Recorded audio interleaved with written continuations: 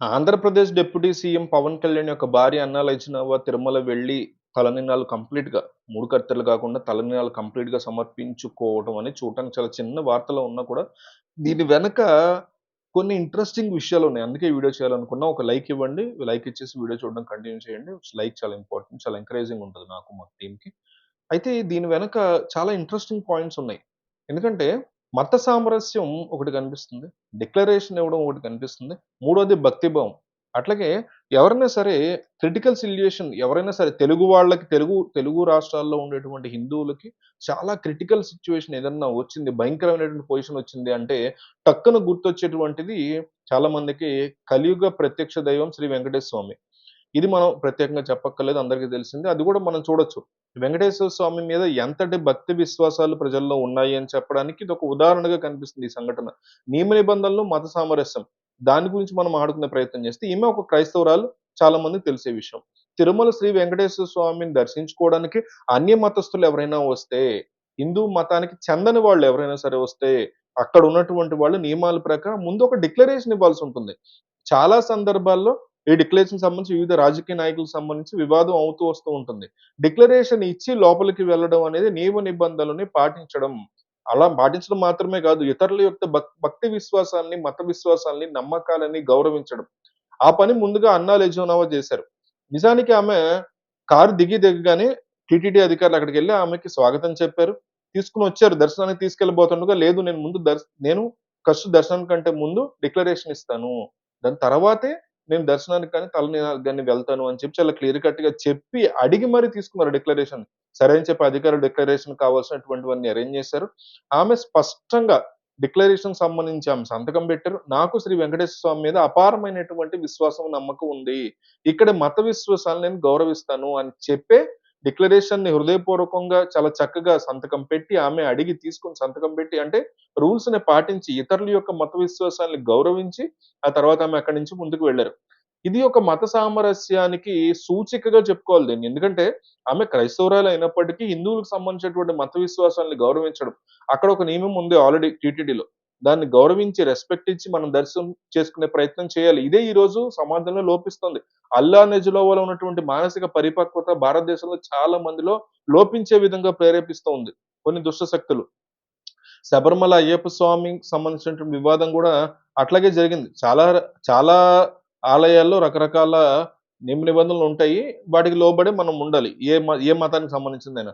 So, మత సామరస్యాన్ని స్పష్టంగా సూచించేటువంటి అద్భుతమైనటువంటి క్షణం కింద నేను జరిగింది చెప్పుకోవచ్చు. తర్వాత అధికారులు ఈ ఏదైతే కళ్యాణ కట్ట ఉంటుందో తలనీలాలు సమర్పించే ప్రాంతం అక్కడికి తీసుకెళ్లారు. తీసుకెళ్ళిన తర్వాత అక్కడ మహిళా క్షురకురాలు, మహిళా బార్బర్, లేడీ బార్బర్ చాలా మందికి తెలిసే ఉంటుంది. మహిళా క్షురకులని టీటీడీ చాలా సంవత్సరాలుగా రిక్రూట్ చేసుకుంటూ వస్తుంది. అన్నా లెజినోవా యొక్క తలనీలాలు తీసుకున్నారామె. అక్కడి నుంచి ఆమె వెళ్లి స్వామివారి పుష్కరిణికి వెళ్లారు. స్నానం చేశారు. అక్కడి నుంచి భూవరాహ స్వామి యొక్క దేవాలయానికి వెళ్లారు. భూవరాహ స్వామిని దర్శనం చేసుకున్నారు. అయితే తిరుమల శ్రీ వెంకటేశ్వర స్వామిని సోమవారం ఉదయం నాడు ఆమె దర్శనం చేసుకున్నారు. అయితే అప్రిషియేట్ చేసినటువంటి విషయం ఏంటంటే, తాను క్రైస్తవ మతానికి చెందినటువంటి వ్యక్తి అయినప్పటికీ డిక్లరేషన్ ఇచ్చి, తిరుమల స్వామివారి దగ్గరికి వెళ్లి, తలనీలాలు భక్తితో సమర్పించి, తన కుమారుడు కొణిదెల మార్క్ శంకర్ ఆరోగ్యంగా ఉన్నాడు, బతికే ఉన్నాడు, క్రిటికల్ సిట్యుయేషన్ నుంచి బయటపడ్డాడు అని చెప్పి, ఆమె అక్కడికి వెళ్లి స్వామివారికి కృతజ్ఞత చెప్పుకుని, తన కుమారుడు ప్రమాదం నుంచి బయటపడి తన మొక్కుని చెల్లించుకున్నారు. అంటే ఒక విశ్వాసం ఎలా ఉండాలి అన్నది స్పష్టంగా అర్థమవుతుంది. నిజానికి సమాజంలో మనం చాలా సందర్భాల్లో ఎప్పుడైనా సరే మహిళలు తలనీలాలు సమర్పించుకుంటూ గుండుతో గనక మనకు కనిపిస్తే ఎవరైనా మన బంధువుల్లో గావచ్చు, మన వీధిలో గావచ్చు, తెలిసిన వాళ్ళలో గావచ్చు, కొలీగ్స్‌లో గావచ్చు, స్కూల్స్‌లో, కాలేజ్‌లో, ఆఫీస్‌లో ఎక్కడైనా గావచ్చు. కనిపిస్తే గుండుతో ఏమనుకుంటామంటే వీళ్ళకేదో భయంకరమైనటువంటి కష్టం వచ్చినట్టుంది వీళ్ళ జీవితంలో, వీళ్ళ కుటుంబంలో తీవ్రమైనటువంటి సమస్య వచ్చినట్టుంది. ఆ సమస్య వచ్చినప్పుడు స్వామివారికి వీరు మొక్కినట్టున్నారు. ఆ సమస్య నుంచి వీళ్ళు బయటపడినట్టున్నారు. కాబట్టి స్వామివారికి వీళ్ళు తలనీలాలు సమర్పించారు అని మహిళల గురించి మనం చాలా సందర్భాల్లో చుట్టుపక్కల వాళ్ళు ప్రత్యేకంగా మాట్లాడుకుంటూ ఉంటారు.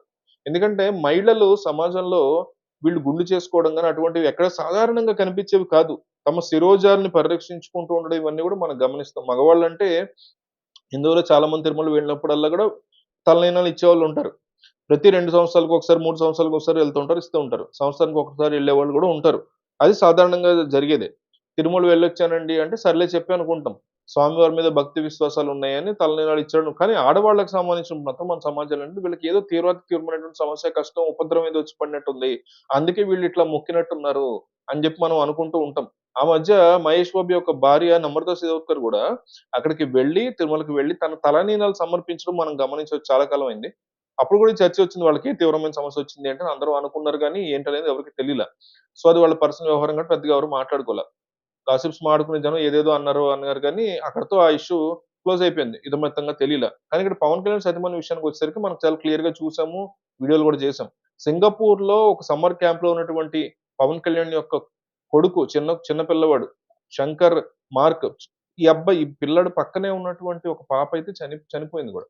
సో, ఇలాంటి భయంకరమైనటువంటి పరిస్థితుల్లో ఊహించుకుంటేనే ఆ తల్లిదండ్రులకి వెన్నులోంచి వణుకు పుడుతుంది. కాళ్ళ కింద భూమి కంపిస్తది తల్లిదండ్రులకి ఆ టైంలో.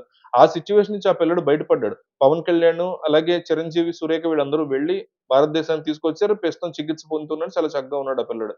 ఆ సమయంలో ఈవిడ మొక్కి ఉంటారు అనేది చర్చకొస్తుంది. మొత్తానికి తిరుమలలో మహిళలకి కూడా తమ తలనీలాలు సమర్పించుకుంటారనేది మన సమాజంలో చూస్తూ ఉండొచ్చు. భక్తి విశ్వాసాలు, మనోవ్రతాలు నెరవేర్చేందుకు కృతజ్ఞతగా స్వామివారికి తమ తలనీలాలు సమర్పించే వాళ్ళని మనం చూస్తూ ఉంటాం. అహంకారం అంటూ ఏమి లేదు నాకు అని తలనీలాలు సమర్పించినటువంటిది. స్వామివారి ముందు తాము చాలా చిన్నవాళ్ళం అని చెప్పేటువంటి సమస్యల్ని, కష్టాల్ని తీర్చారు కాబట్టి, ఒక ఆధ్యాత్మికమైనటువంటి సన్నివేశంగా గూడా దాన్ని మనం చూడొచ్చు.